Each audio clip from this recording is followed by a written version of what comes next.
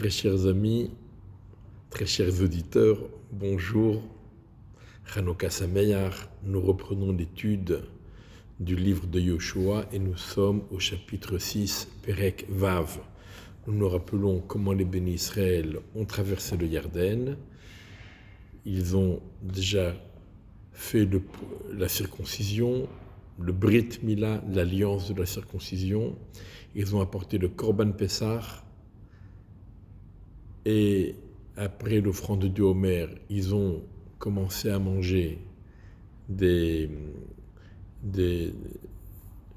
céréales d'Eretz Israël. Et donc à partir de ce moment-là, ils n'ont plus droit à la manne.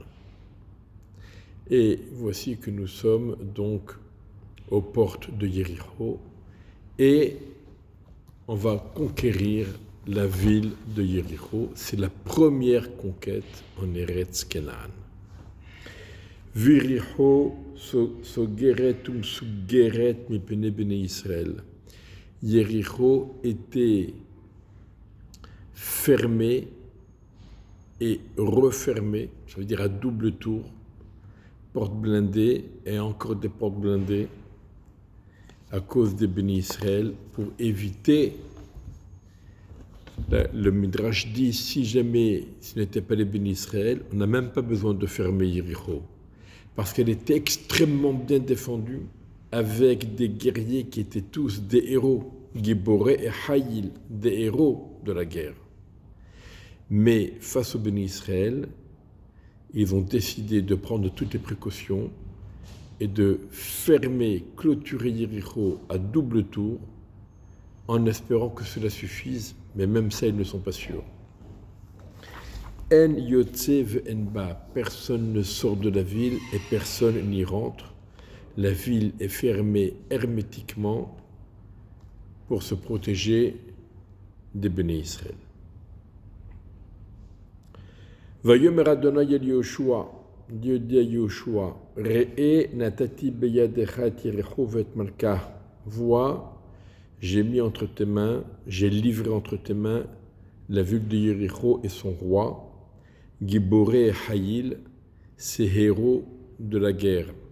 Ça veut dire que, comme on a dit, Yéricho est extrêmement bien défendu. Selon certains avis, tous les grands de Eretz Kenan se sont rassemblés à Yéricho parce que Yéricho était la ville la plus forte d'Eretz Kenan. Si Yéricho tombe, alors c'est un signe que tout Eretz Kenan va tomber entre les mains des bénis Israël. Donc ils se sont tous réunis à Yéricho, d'abord parce qu'elle est la mieux défendue, la plus sécurisée pour eux, et ensuite parce que c'est où Yéricho tient et ça va, et sinon, si Yéricho tombe, donc tout va tomber. Pasuk Gimel, Vesabbotem et Taïr, vous entourerez la ville. Kol Anshe Milchama, tous les hommes de guerre, Hakef et Teir Pamehat, vous encerclerez la ville une fois. Kota Se Shashetamim, ainsi vous ferez pendant 6 jours. Veshiv'a Kohanim Yis'u Shiv'a Shoferot Hayovelim Lifne Haaron. Et 7 Kohanim porteront les 7 cornes de bélier devant le Aaron, devant l'arche sainte. Au Bayom Hashevit Asubu Eteir Sheva Pamim. Et le 7e jour, vous encerclerez la ville 7 fois. Voa Kohanim Yitkeu Bashofarot. Et les Kohanim sonneront du chauffard. Va'aya bimshor bekeren hayovel, et ce sera quand le son du chauffard va s'allonger, que shomachem et kol hashofar, lorsque vous écouterez le son du chauffard, yariu kol am teroa, alors tout le peuple va sonner de la teroa, ta ta ta ta ta ta ta ta ta ta ta. Yariu kolam teroa gedola, une grande teroa. Venafela chomatair tahtea, et la muraille de la ville tombera sur elle-même. Ve'alu ha'am ishnegdo, et le peuple montera chacun devant lui. Donc ici, Akadosh Baruch Hu dit à Yoshua, étant donné que tu t'es montré avec une extrême humilité, et malgré le fait que je t'ai dit, je serai avec toi comme je l'ai été avec Moshe, malgré tout, tu es resté humble et tu n'as pas eu la prétention d'être comme Moshe. Et quand le Malach, l'ange, a proposé son aide pour la conquête de Yéricho, tu ne l'as pas refusé comme Moshe l'avait refusé en son temps. Moshe avait refusé que le Malach se mêle des conquêtes des bénis Israël. Il voulait que ce soit Kadosh Baruch Hu lui-même qui soit présent parmi et qui accompagne les bénis Israël. Mais là, Yoshua n'a pas osé refuser la présence et l'aide du Malach. Il a accepté. Donc, puisqu'il a accepté, il s'est montré humble. Akhtchou lui a dit, pour Yéricho, c'est moi qui m'en occupe. Et comme nous allons le voir, la conquête de Yéricho n'était pas une conquête militaire. C'était une cérémonie religieuse, mais ce n'était pas un champ de bataille.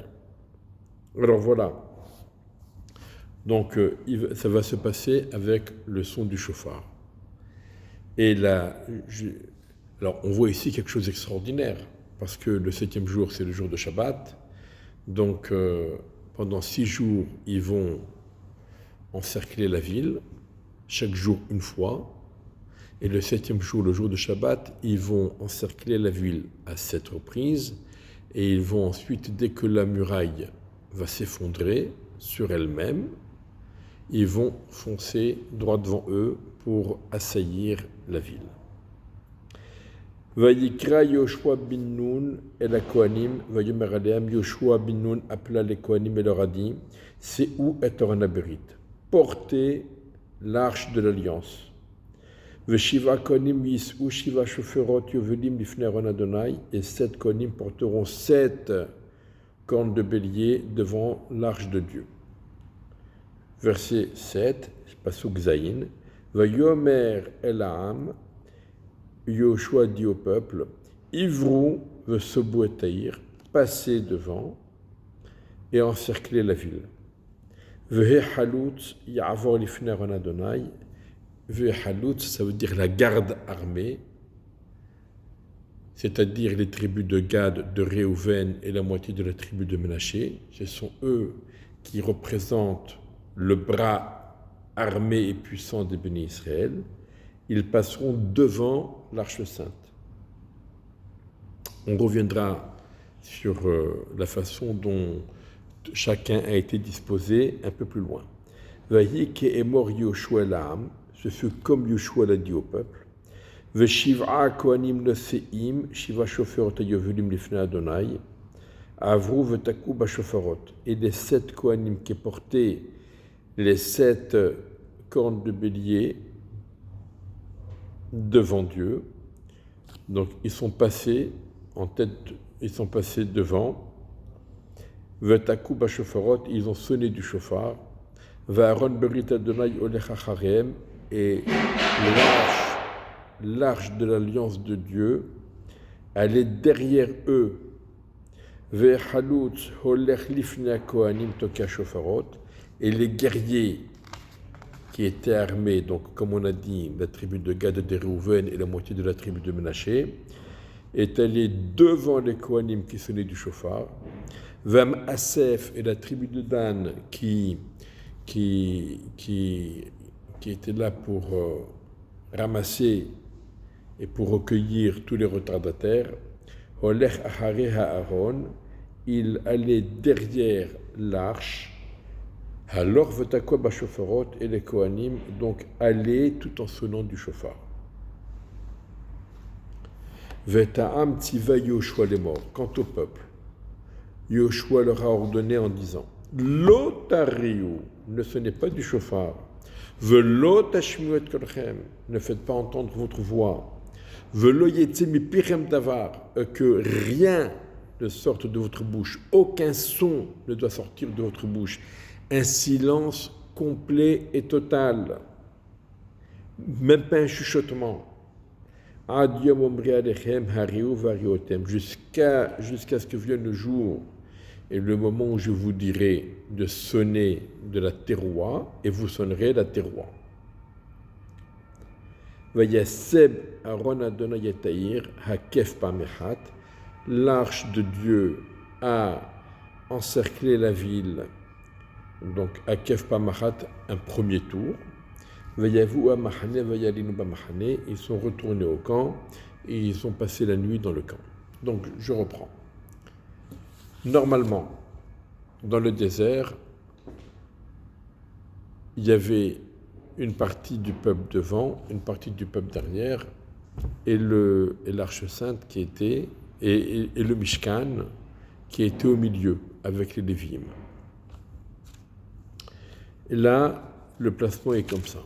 Nous avons, en tout premier lieu, le peuple. Pas le bras armé, mais le peuple était en tête de cortège.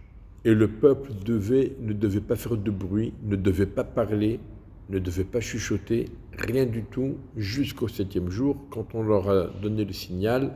À ce moment-là seulement, ils vont sonner du chauffard. Après le peuple, il y avait la tribu de Gad et de Réhouven, qui était le bras armé du peuple d'Israël.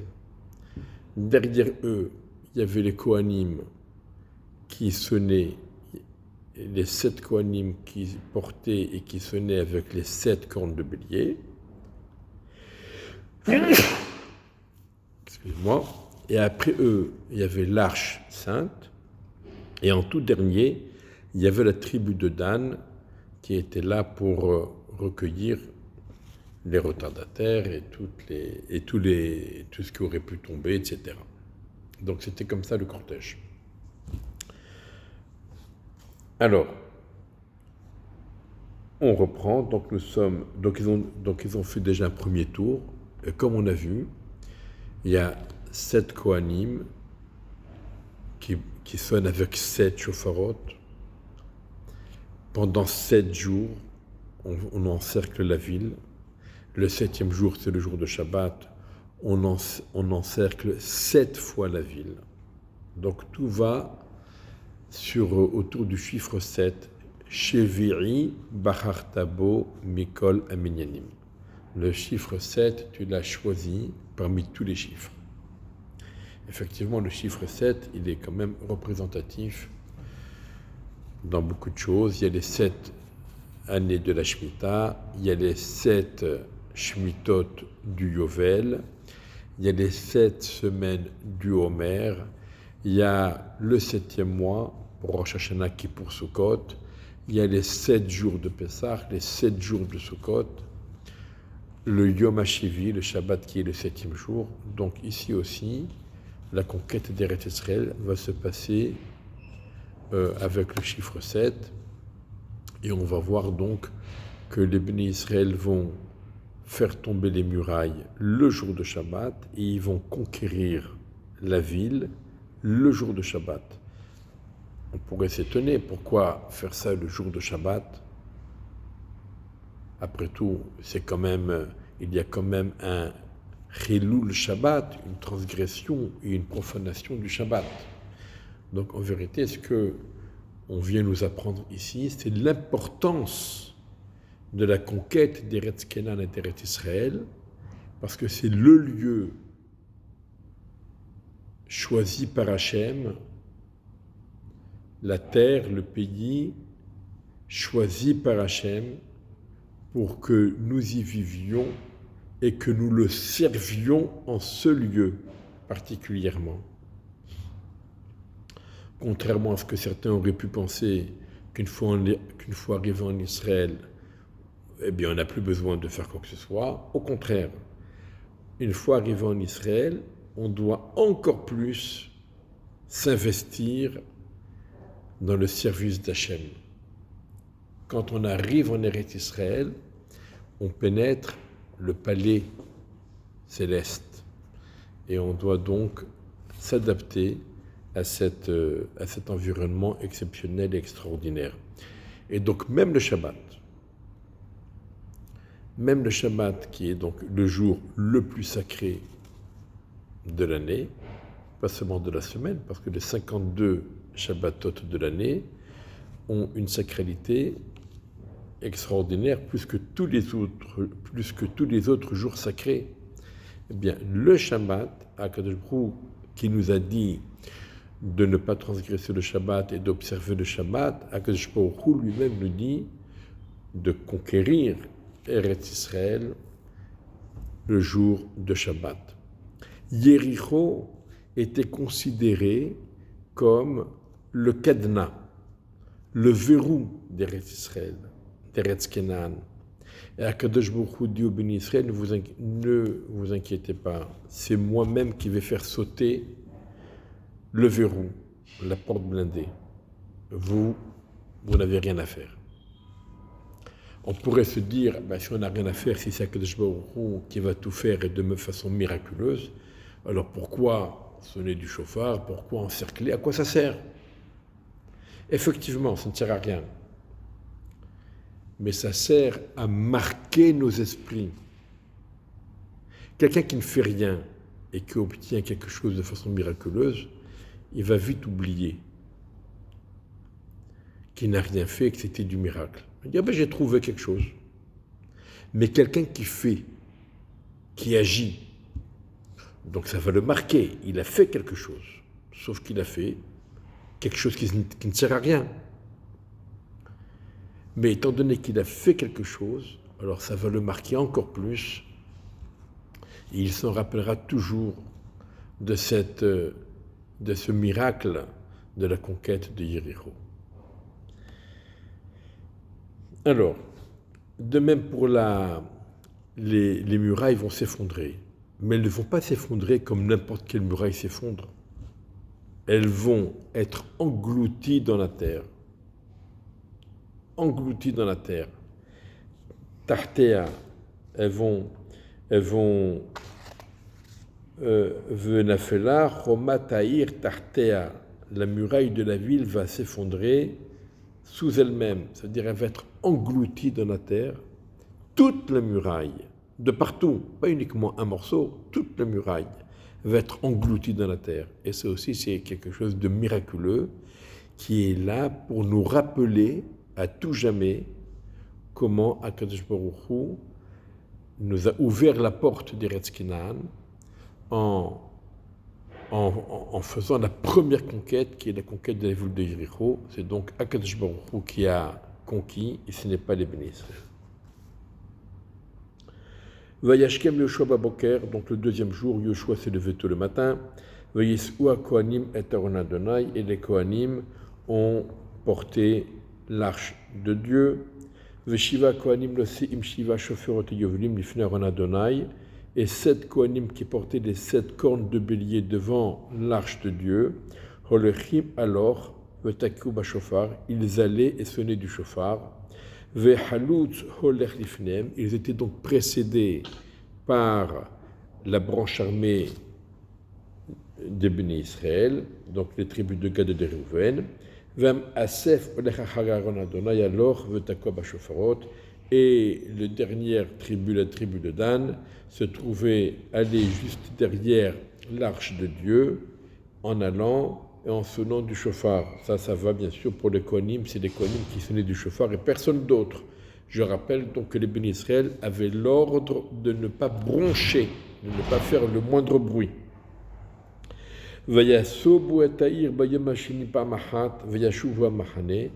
Ils ont encerclé la ville le deuxième jour une fois, et ils s'en revinrent au camp. Ainsi ils ont agi pendant 6 jours. Pasuk Tedvav, verset 15. Vayhi bayom hashiviri, ce fut le 7e jour. Vayashkimu ka'alot hashachar, ils se sont levés tôt le matin à l'aube. Vayasobu eta'ir kamishpat hazesheva pa'amim, ils ont encerclé la ville de cette même façon à 7 reprises.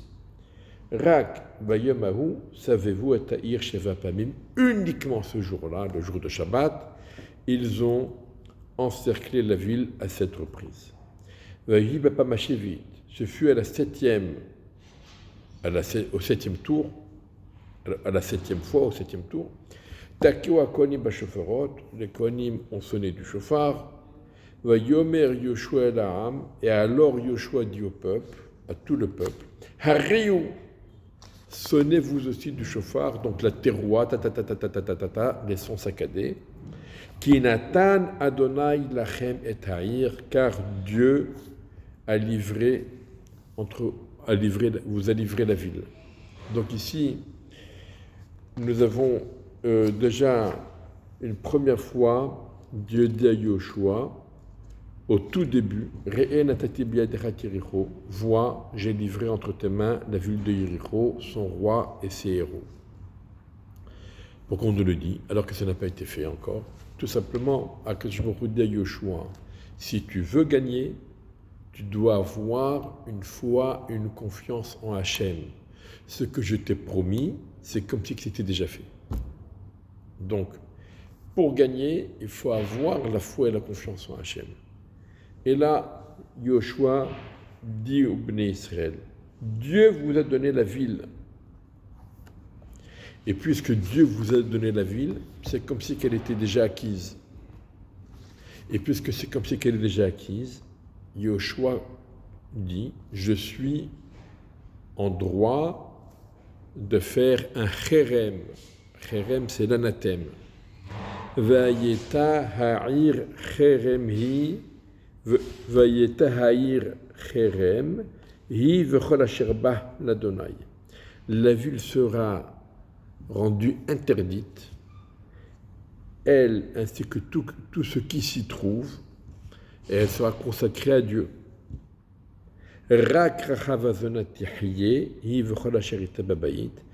Uniquement, on s'en rappelle, il ne faut pas l'oublier, Rahav l'aubergiste, uniquement elle vivra, elle et tout ce qui se trouve avec elle dans la maison, car elle avait caché les messagers que nous avions envoyés. On se rappelle donc au tout début du livre, au 2e chapitre, Yoshua avait envoyé Kalev et Pinchas comme pour explorer. Verak atem, par contre vous, shimru minacherem, faites très attention à l'interdit. Pentaharimu ulkartem minacherem, de peur que vous le transgressiez l'interdit et que vous le preniez de ce qui a été interdit. Vesamtem et mahani Israël cherem, et vous placerez le peuple d'Israël en cherem, en interdit. Va'achartem oto, et vous le troublerez. Donc le mot cherem, c'est un mot qui a différentes nuances, différentes connotations. Cherem, ça peut être quelque chose qui est réservé à Hachem et qui est donc interdit à toute personne. Mais le mot cherem peut vouloir également avoir un sens d'extermination. Si jamais vous transgressez cet interdit, si vous transgressez le cherem, c'est-à-dire l'interdit de prendre quoi que ce soit du butin de Yéricho, alors vous ferez du peuple d'Israël un cherem, ça veut dire vous causerez qu'il soit puni, Chas de Shalom, Vachartem oto, vous le porterez préjudice, vous le troublerez. Alors dans le cherem, il y a différentes choses. Il y a une partie des choses que l'on peut récupérer pour le Beth Amikdash, c'est ce qui va être fait, et une partie des choses qui doit être éliminée. Pasuk Yudtet, Vechol kesef vezahav uchle nechoshet ou barzel, tous les ustensiles en argent, tout l'argent, l'or, les ustensiles en airain et en métal, Kodeshu l'Adonai, il est consacré à Hachem. Otsar Adonai Yavo, il sera rapporté au trésor de Dieu. Verset 20, Pasuk Chaf. Vayaraham, le peuple a sonné du shofar, la teroua, les sons saccadés. Vayit ki'u bashofarot, ils ont sonné dans le shofarot. Vayich ishmoam et kol shofar, et ce fut quand le peuple avait entendu le son du chauffard s'allonger, le son émis par les Kohanim qui s'allongeait. À ce moment-là, à ce moment-là, le peuple a sonné une grande tiroir, donc des sons saccadés pendant longtemps. Et la muraille est tombée sur elle-même. Elle était, comme nous avons dit, engloutie dans la terre. Et le peuple est monté sur la ville, chacun devant lui. Ils ont assailli, ils ont conquis la ville. On est au verset 21. Ils ont rendu interdit tout ce qui se trouvait dans la ville. Alors, ils ont exterminé tout ce qui se trouvait dans la ville, mais Ishva Disha Minar Vadzaken, hommes, femmes et enfants, Vachor Vase Vahamor le Ficharev, ainsi que le gros bétail, le petit bétail, les ânes, tout est passé au fil de l'épée. Et aux deux personnages qui avaient exploré la terre, donc on le rappelle, Kalev et Pinchas. Amar Yoshua leur a dit, Bo'u Beteisha Zona, allez dans la demeure de la femme aubergiste. Veotzi u Misham Beteisha Vetkolasherla, et extrayez de là-bas la femme et tout ce qui est à elle, Kasher Nishba'atemla, comme vous le lui aviez promis. Donc on se rappelle que Rahav, l'aubergiste, qui avait accueilli chez elle les deux espions, sa maison se trouvait dans la muraille. Or la muraille, elle est engloutie dans la terre. Donc comment faire? D'abord il faut reconnaître où est-ce qu'on va retrouver le petit signe. Alors il y a plusieurs explications. C'est pour cela que Yoshua il a dit spécifiquement à Kalev et à Pinchas, vous qui étiez là-bas, vous êtes les mieux placés pour retrouver cette maison et en extraire Rahav et sa famille. Certains disent que uniquement la façade de la maison faisait partie de la muraille, mais la maison elle-même ne faisait pas partie de la muraille. Donc quand la muraille est engloutie dans la terre, eh bien tout simplement la façade, la maison est restée intacte et la façade seulement a été engloutie. Et donc, la maison était ouverte pour pouvoir faire sortir Rahav et sa famille et tout ce qui leur appartenait. Verset Chav Gimel, 23. Vayavo'u an-na'arim amragilim. Alors ici, Kalev et Pinchas sont appelés Ne'arim. Ne'arim, normalement, ça veut dire jeunes gens. Or, on sait bien que Kalev et Pinchas n'étaient pas aussi jeune que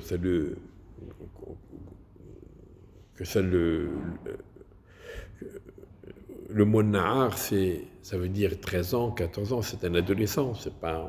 On parle pas d'une personne âgée, on ne l'appelle pas Nahar.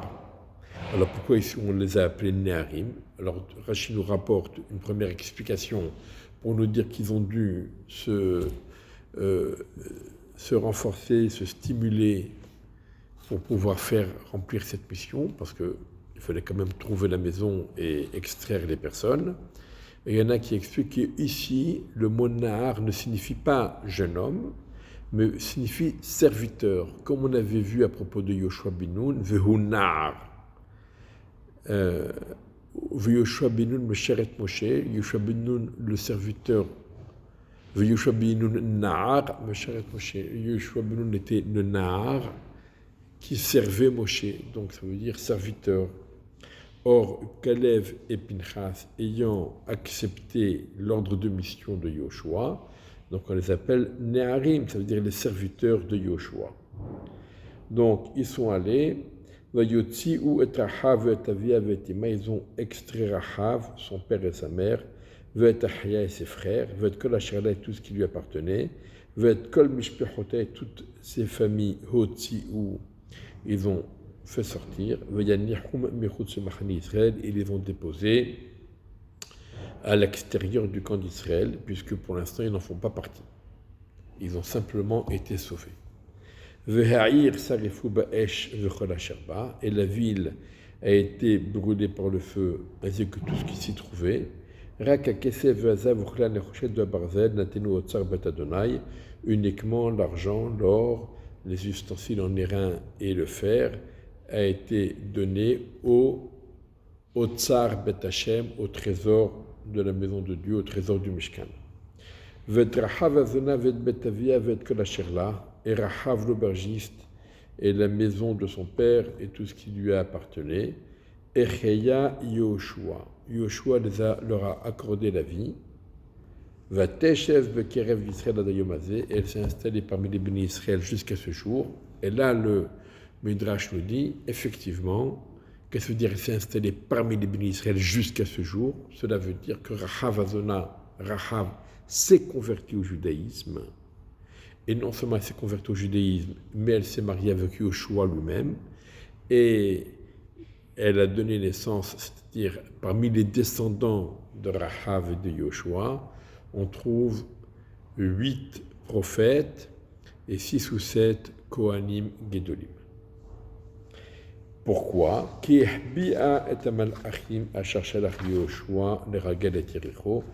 elle avait caché les messagers que Yoshua avait envoyés pour espionner la ville de Yéricho.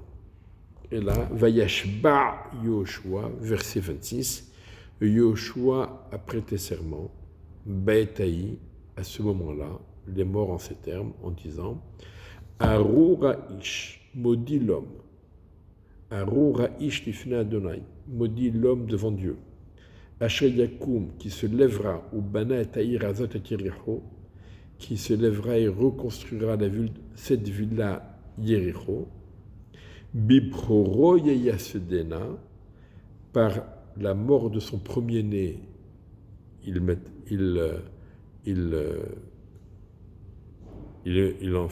mettra la base, Ubitziro Yativ Delatea, et avec la mort de son dernier, de son plus jeune, il placera ses portes.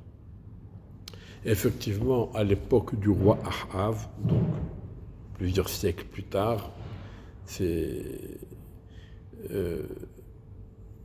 peut-être 500 ans après, il y aura à l'époque du roi Ahav, donc, il y aura quelqu'un qui s'appelle Hiel Beteili, Hiel, qui a dit on va reconstruire Yéricho. Pourquoi reconstruire Yéricho? Tout simplement parce que Yéricho, c'est un problème.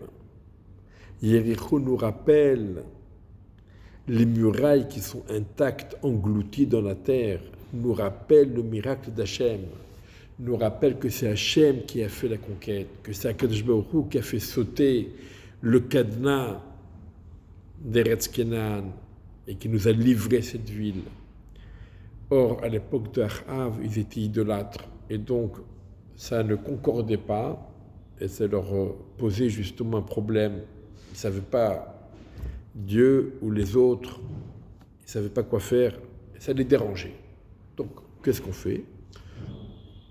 On reconstruit Yéricho et on cache les vestiges du miracle qui nous rappelle la présence d'Hachem, et comme ça on peut vivre tranquillement en faisant ce qu'on veut avec les idoles. Et à ce moment-là, justement, Eliyahu Navi, qui vivait donc à cette époque-là de Ahav, il a averti Ahav et Hiel, il lui a dit attention, Yoshua a prêté serment, c'est lui qui reconstruira Yéricho, il commencera les fondations, il enterrera son premier-né, et au moment de définition, quand il va positionner les portes de la ville, il enterrera son petit dernier. Et c'est exactement ce qui est arrivé à Hiel Beteili. Il n'a pas tenu compte de l'avertissement de Eliyahu Navi. Il a dénigré, méprisé Yoshua bin Nun, et il a malgré tout entrepris la reconstruction de Yéricho, et c'est ce qui lui est arrivé, donc à tous ses enfants sont morts. Vayhi Adonai et Yoshua, Vayhi Shomo Bechol Haaretz, Akadosh Baruch Hu a soutenu Yoshua, et sa renommée allait dans toute la terre. Bien sûr, nous pouvons nous poser la question à propos de Yéricho, puisqu'il était interdit de la reconstruire. On sait bien que Yéricho a été reconstruite. On sait bien que Yéricho a été habité par les Bnei Israël. On sait bien que se trouvaient à Yéricho les plus grands tzadikim à l'époque de la Mishnah, à l'époque du Talmud, des très grands tzadikim habitaient à Yéricho.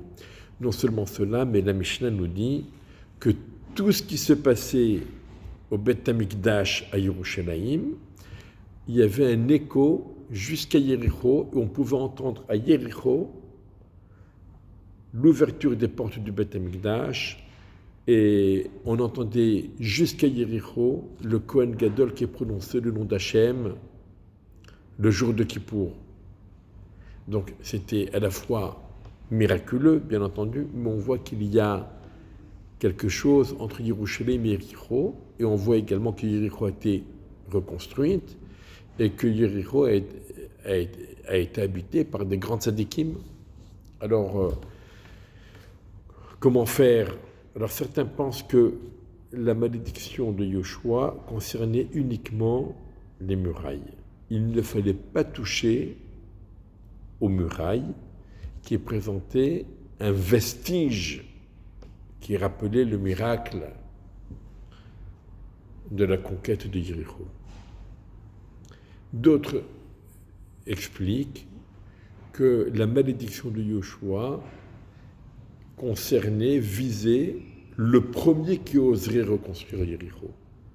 Mais une fois qu'il l'a construite au prix fort, puisqu'il a payé de la vie de ses propres enfants, à partir de ce moment-là, la malédiction s'est interrompue, et donc c'est pour cela que Yéricho a pu être construite et habitée.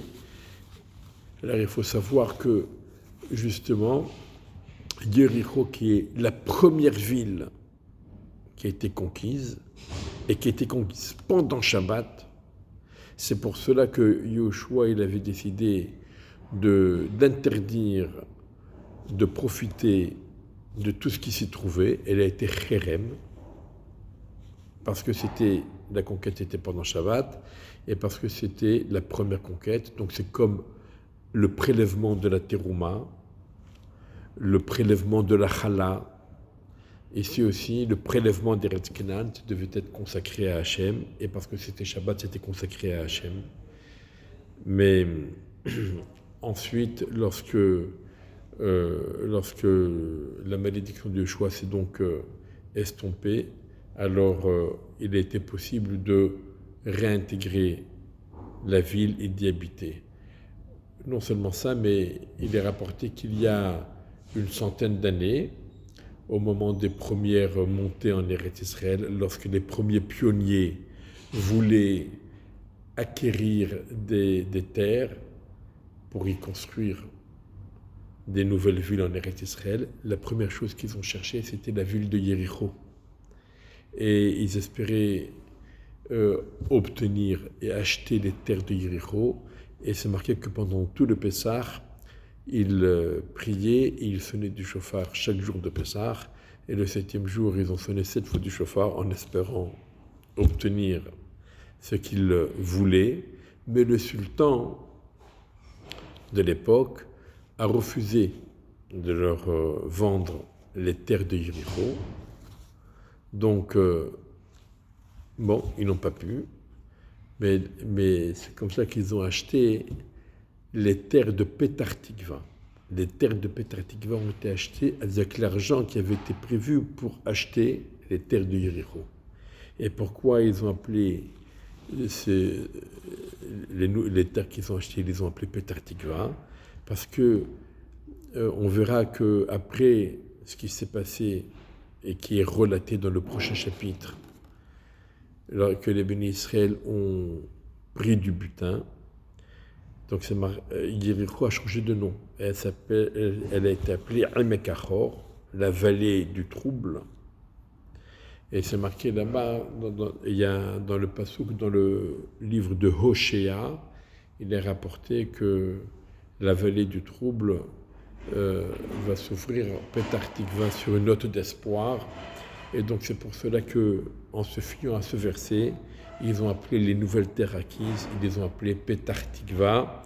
Et c'est donc cette très belle ville de Petah Tikva, qui est près de Ramat Gan, de Bnei Brak, pas très loin de Tel Aviv. Ça fait partie donc des premières terres acquises par les premiers pionniers en Eretz Israël. Alors, on verra la suite, B'ezrat Hashem, prochainement. Chanukah Sameach.